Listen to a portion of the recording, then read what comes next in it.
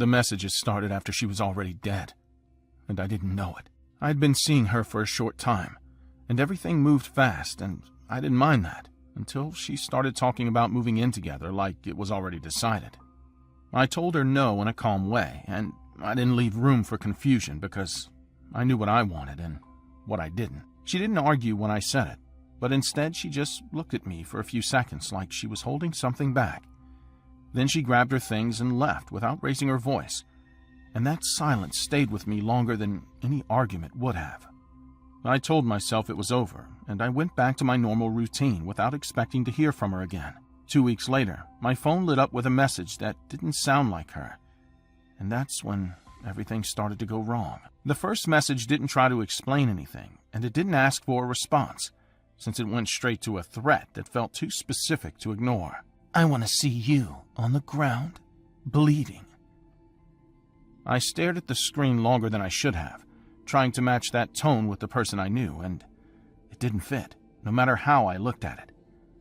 I called her once, but the call didn't go through, so I sent a short message asking what was going on, but I didn't get an answer. Instead, I got more threats that came faster and with more detail. "If I ever see you again, I will use a knife." I stopped replying after that, and I changed my number after a few days because I wanted it to end. The problem was that it didn't end, since the messages started again on the new number in less than 2 days. I had just started seeing a new girl. She showed me her phone one night, and when I read the messages she had received, I felt something shift because they were written the same way, and they mentioned things that me and my ex had done together that no one else should have known.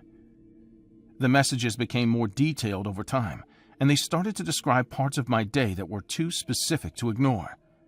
They mentioned places I had been and things I had done only hours before. "You stopped at the gas station, and you looked behind you twice before getting in the car."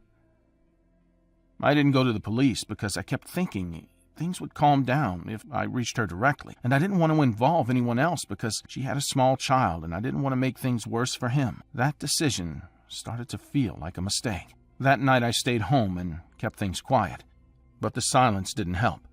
It made every small sound stand out more than usual, and I found myself focusing on the back of the house without knowing why. My phone was on the table, and I kept looking at it without touching it because I was expecting another message, even though I didn't want to read it. There was a stretch of time where nothing happened, and that made it worse, because it gave me space to think about what could happen next. Then, the handle on the back door moved slowly, and I saw it turn without making a sound.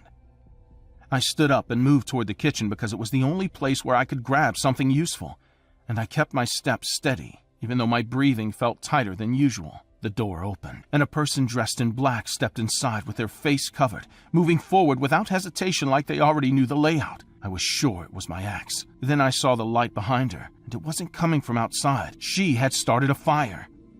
The heat built quickly, and the smell of smoke spread through the room in a way that made it harder to focus. But I knew I couldn't stand still, because the person in front of me was already moving toward me with clear intention. I stepped back and kept my distance while watching her hands, expecting them to reach for something that could end it quickly. There was a brief pause where neither of us moved, and that pause stretched long enough to make me understand that I was alone in that moment, and that no one was coming to help me. She moved forward suddenly, and I reacted by pushing her back instead of trying to run, since the fire had already started to block the way out. We collided near the table, and something fell to the floor with a sharp sound that made everything feel louder and more chaotic. She grabbed my shirt and tried to pull me down, and I resisted by shifting my weight and pushing against her, even though I could feel my strength dropping faster than I expected. I managed to hit her hard enough to make her step back, and that gave me a second to pull away and create space. There was another moment where everything slowed down, and I could hear the fire spreading behind us while the smoke got thicker and harder to ignore. She reached toward my neck, and I reacted by grabbing her hood and pulling it back with force because I needed to see who I was dealing with. The hood came off, and the face underneath didn't match anything I expected. It wasn't her. It was another woman that I'd never seen before. Seeing her face changed everything, because it broke the only explanation I'd been holding on to, and that confusion made it harder to react in a clear way. She didn't look surprised or nervous, and that made it worse because it meant she had planned for this moment and accepted it. She moved again without saying anything, and this time her actions were more controlled. We hit the wall hard enough to shake the frame, and I felt a sharp pain in my arm when it struck something, but I didn't stop moving because I knew that stopping would give her control. Before the next move, I became aware of the fire reaching the hallway and the smoke filling the room in a way that made every breath shorter and more difficult. She grabbed my arm and twisted it with enough force to make me lose my grip, and I reacted by stepping into her and pushing her off balance instead of trying to pull away. That gave me just enough space to move toward the front of the house, where the air felt slightly clearer. In the middle of that movement, I heard sirens getting closer, and the sound cut through everything else in a way that made both of us react at the same time. She turned and ran toward the back, trying to escape before anyone arrived, while I stayed near the front because I didn't trust my body to hold up if I tried to follow her. At the station, I answered as clearly as I could, even though the situation didn't make sense anymore. They asked me about her, about the messages, and about the timeline, and I explained it all the same way I'd lived it. There was a pause where the officer across from me stopped writing and looked at me in a way that made it clear something wasn't right. And that moment made it harder to stay calm because I knew the answer wouldn't fix anything. He told me she had been found weeks ago, and that she already had been confirmed dead before the messages started, which didn't match anything I had experienced. I tried to correct him at first, but he already knew the timeline, and that made it clear that the problem wasn't a mistake. The woman they arrested had her phone, her accounts, and access to her identity, and she had been using all of it to contact me and track me without raising suspicion. That meant every message I had read and every threat I had tried to handle had been coming from someone else. The messages stopped after her arrest, but she left too many questions about how long she had been watching and how she had learned before acting. I changed my number again and adjusted my routine, but those actions didn't feel like enough after everything that had already happened. What stays with me is the fact that I spent months reacting to someone I thought I knew without realizing that the real person was already gone. After Carrie Farver was murdered in 2012 by Shayna Golyar, Farver's identity was used for years to send thousands of threatening messages to Dave Krupa and others, making it appear as if she was still alive and obsessively harassing them. This deception delayed the investigation and created a false narrative that misled both victims and authorities until digital evidence and forensic analysis eventually exposed the truth.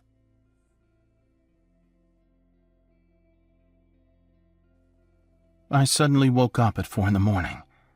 I stayed still in bed looking at the door, trying to match the noise with something harmless. When I heard a slow step in the hallway, placed with care instead of casually, I understood that someone was moving with intention toward my room. I kept my breathing steady under the blanket, tried not to show that I was awake.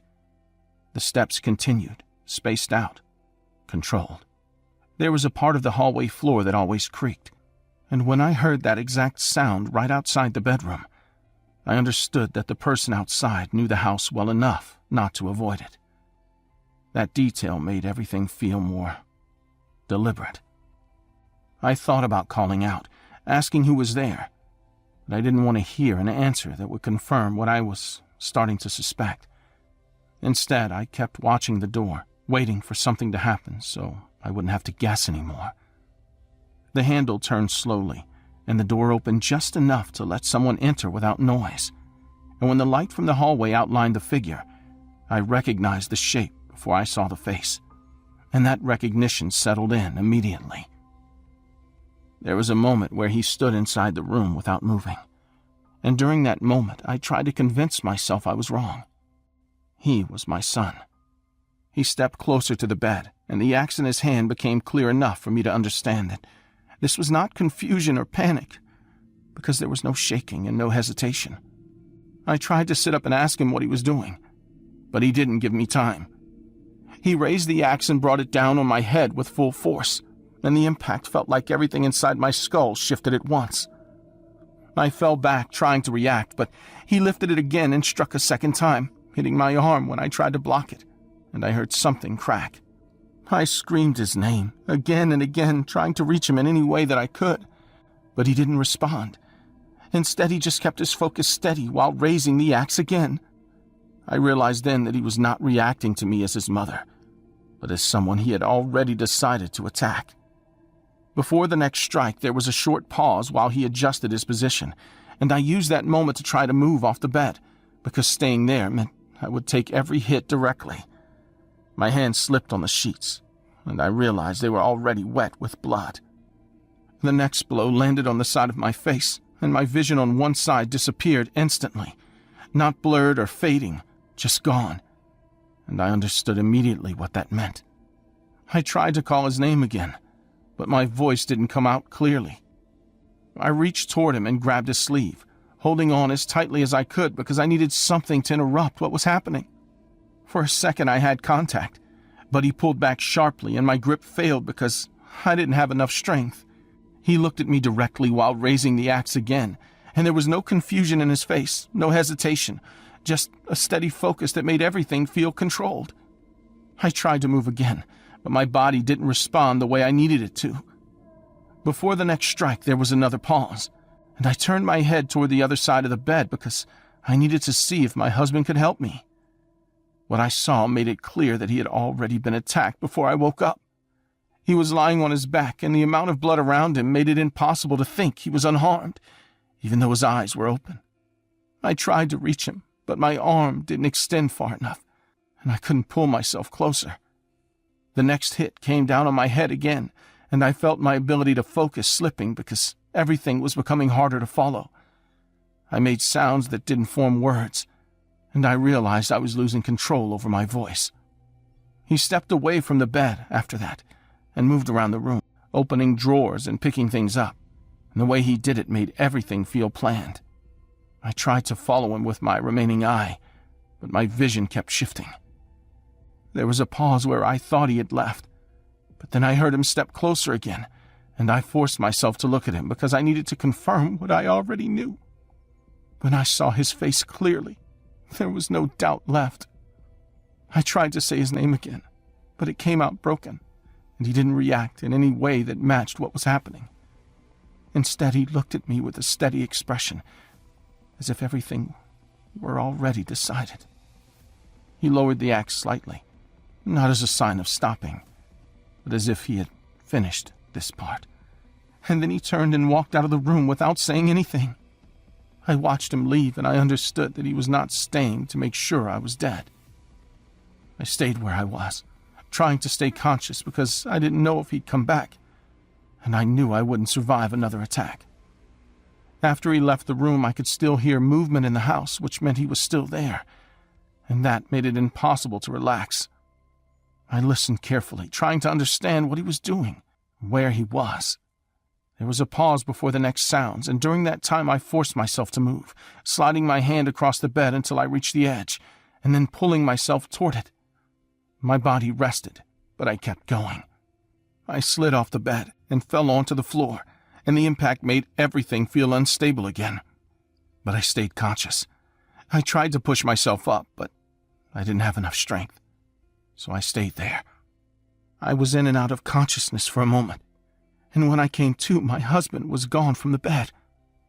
I slowly crawled out the door and down to the stairs.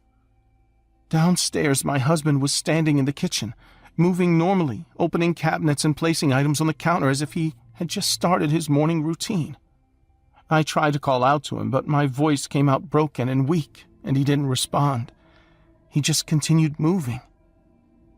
I watched him more closely, and that was when I noticed the details I'd missed at first. The way his body moved slightly off, the way there was too much blood for this to be normal, and I understood that he had already been attacked before I woke up. I tried to reach him, dragging myself forward, but I couldn't get close enough. Behind me, I heard movement again, and I knew my son was coming from downstairs, still holding the axe, still moving at that same controlled pace. I turned my head slightly enough to confirm without fully looking. I tried to think of something that would stop him, anything, but my voice and body wouldn't respond the way I needed them to. Eventually, I heard the front door open and close, and the silence that followed confirmed that he had left the house. The house stayed quiet after that, and I focused on staying conscious because I knew that was the only way I had a chance to survive. My breathing was uneven, and every moment caused pain, but I kept trying to stay alert. There was a pause before anything else happened, and in that time I listened for any sign of help because I had no other option. Then I heard a car outside, followed by footsteps approaching the house. The knocking came next, and when no one answered, it became louder, followed by voices calling out. I tried to respond, but my voice didn't carry, and I couldn't make enough sound. The door opened, and I heard people entering quickly, moving through the house until they reached the bedroom, where they stopped and then moved toward me with urgency. They checked me and confirmed I was alive, and that changed the way they handled me, making them more careful, but still fast. I tried to focus on them, but my vision was unstable. They asked questions, but I couldn't answer them properly, and I could feel everything starting to fade, even though I tried to stay awake. I woke up later in the hospital, and they explained what had happened, but I already knew the most important part, because I had seen him clearly. That memory did not change. They told me my husband had actually been alive after the attack, but that he didn't make it. In 2004, Christopher Porco carried out a brutal axe attack on his parents, Peter Porco and Joan Porco, inside their home. Peter suffered multiple catastrophic blows and later died, while Joan survived despite severe head trauma that left her permanently disfigured. One of the most disturbing aspects of the case is that Peter remained alive for hours after the attack, during which he got up, followed parts of his morning routine, and even prepared items in the kitchen before collapsing.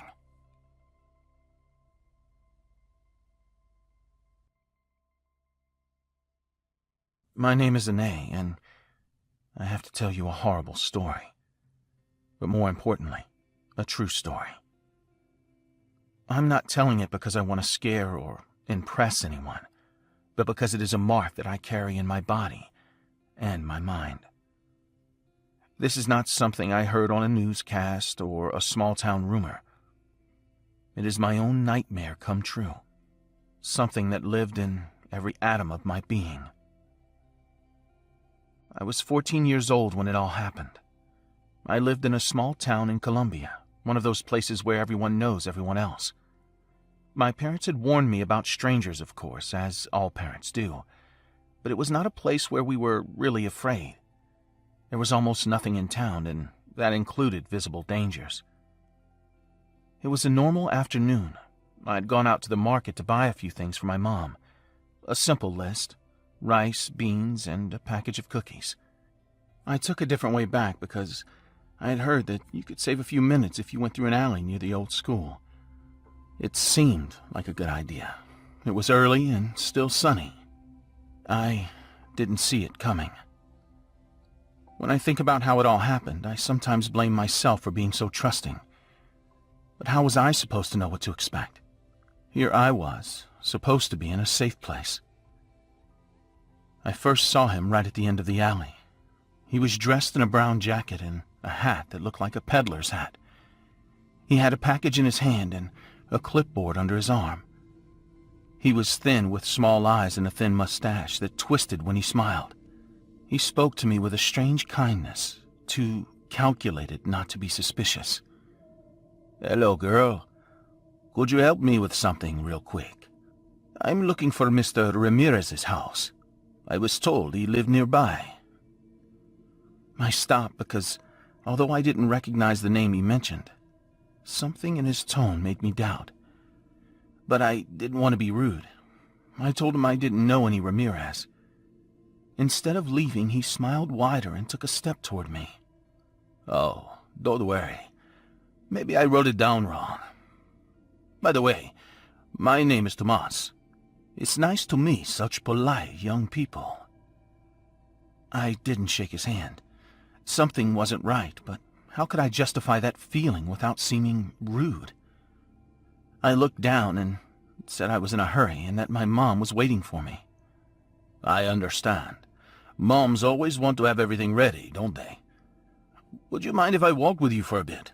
This road is very lonely."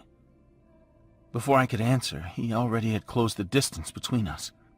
He smiled at me again. The first movement was quick, a strong hand on my right arm pulling me toward him. I tried to scream, but his other hand covered my mouth. It was as if he had practiced this move hundreds of times. The market bag fell to the ground, and the beans scattered on the dusty floor. Hey, it's okay. I don't want to hurt you."